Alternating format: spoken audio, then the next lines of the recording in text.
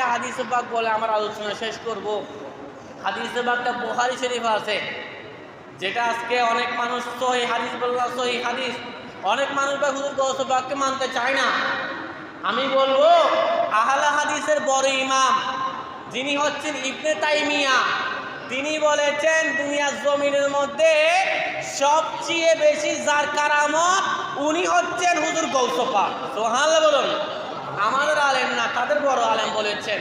আল্লাহ পাক বুঝার এবং আমল করার তৌফিক দান করুন, সকলে আমিন। বলেছেন বুখারী শরীফ 5693 নম্বর হাদিস পাকের মধ্যে হযরত আবু হুরায়রা রাদিয়াল্লাহু আনহু বলেছেন, আল্লাহ যদি কোনো মানুষকে ভালোবাসেন, কি করেন ভাই? আল্লাহ কোনো মানুষকে যদি ভালোবাসেন, আল্লাহ জিবরাইল ইসলামকে ডেকে বলে, ওগো জিবরাইল শুনো শুনো শুনো, আমি অমুক বান্দাকে ভালোবাসি, তুমিও তাকে ভালোবাসো। সুবহানাল্লাহ বলুন। আল্লাহু সুবহানাল্লাহ।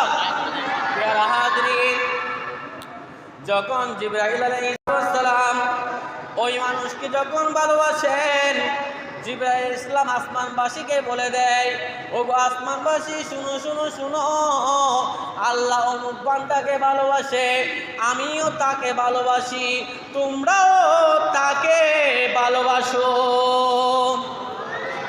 আজ সুবহানাল্লাহ, আমি ওই ব্যক্তিকে ভালোবাসি। এই কথা বলার পরে হযরত জিবরাইল ইসলাম আসমানবাসীকে এই কথা ঘোষণা করে দেন, আসমানবাসীরা ওই ব্যক্তির ভালোবাসে। যদি আল্লাহও ভালোবাসেন, জিবরাইলও ভালোবাসে, আসমানবাসীও যদি ভালোবাসেন, আল্লাহ পাক দুনিয়ার জমিনের মধ্যে তাদের জনপ্রিয়তা বাড়াই দেন, তাদের সম্মান বাড়িয়ে দেন।